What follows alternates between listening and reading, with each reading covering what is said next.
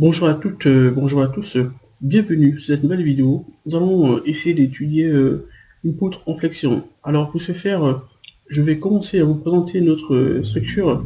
Ici nous avons une poutre en flexion ici, encastrée au point haut, avec une force repartie de manière triangulaire, aussi de manière croissante. C'est-à-dire au point 0, cette force est nulle, au point A, cette force est maxi.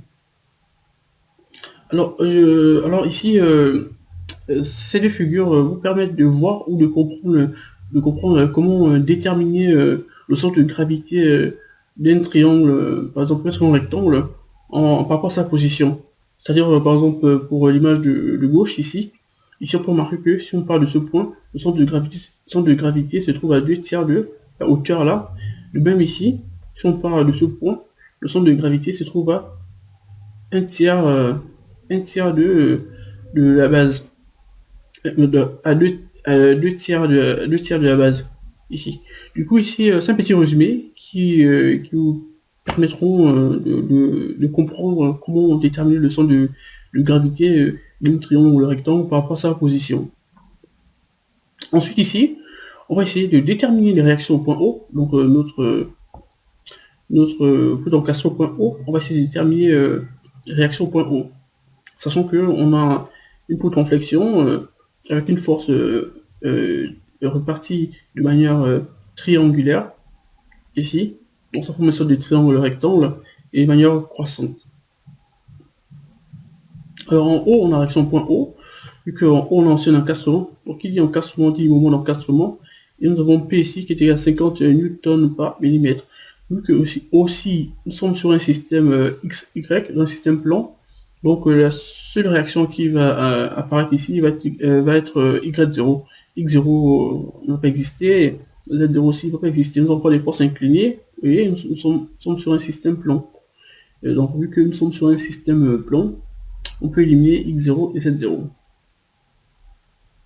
Ensuite ici, comme j'ai dit tout à l'heure, au niveau du centre de gravité, si on essaie de chercher le centre de gravité de notre force qui est répartie de manière triangulaire, en partant du point O ici, on peut remarquer que le centre de gravité est à 2 tiers de L. Et de G à A, nous avons un tiers de L. Du coup, ici c'est très important de savoir le centre de gravité lorsque nous sommes confrontés à un problème de force répartie, ça peut être de manière triangulaire ou rectangulaire. Dans notre cas, nous sommes sur un système de manière triangulaire. Le centre de gravité est très important. Pourquoi? Parce que ici, cette force répartie de manière triangulaire, sa résultante est appliquée au point du centre de gravité. Donc, notre centre de gravité est point G ici. Donc, toute cette force ici, sa résultante s'applique au point G ici. Donc, la résultante de cette force répartie de manière triangulaire s'applique au point G. Alors, pour faire l'étude statique, pour commencer, on a somme de force égale à 0, la somme de moment des forces extérieures égale à 0. Alors, on a R0 au point O, plus Q ici, qui est la résultante de cette force répartie de manière triangulaire. Et cette résultante est appliquée au point G ici. Après, ici, on a le moment de R0, donc le moment de R0, plus le moment de Q. Donc Q ici, Q et P c'est pas la même chose. Ici P c'est une force unitaire qui est exprimée en newton par millimètre et Q est cette résultante de cette force repartie. Ici donc on a R0 plus Q égale à 0.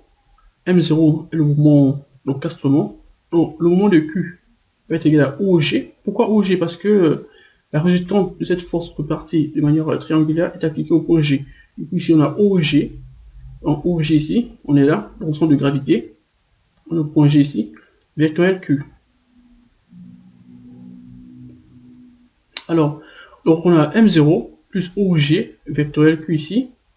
Alors, si on fait R0 va être égal à Y0, donc vu que X0 et Z0 ils font partie de notre calcul, et que nous sommes sur un système plan, donc la seule réaction c'est Y0 qui va apparaître.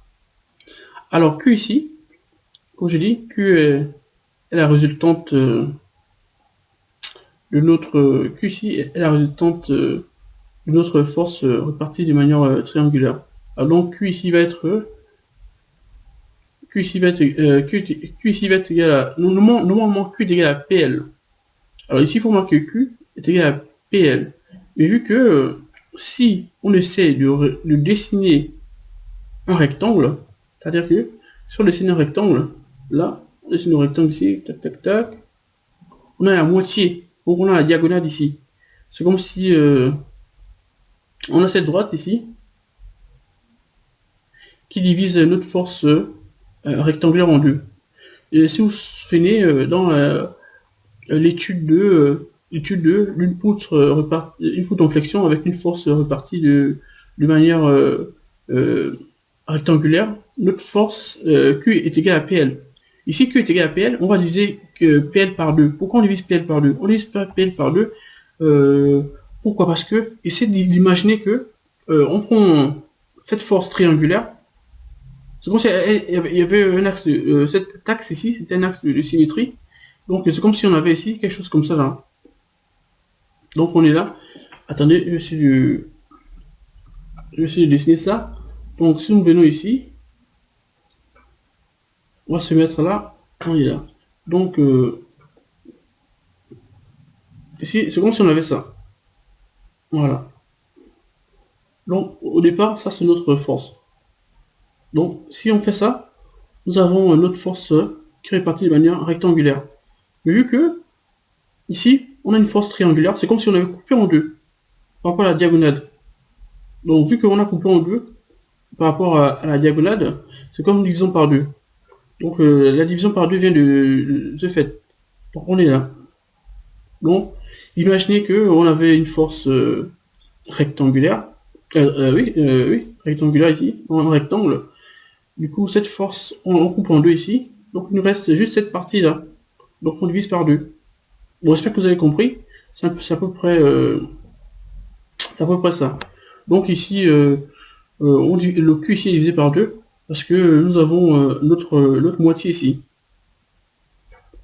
De même ici, on a OG ici, notre OG va être égal à 2 tiers de L, donc 2 tiers de L multiplié par Q. Donc Q ici, c'est la moitié de rectangle là. Donc c'est comme si on avait un rectangle ici, on a divisé en deux. Donc le 1,5 vient de ce fait.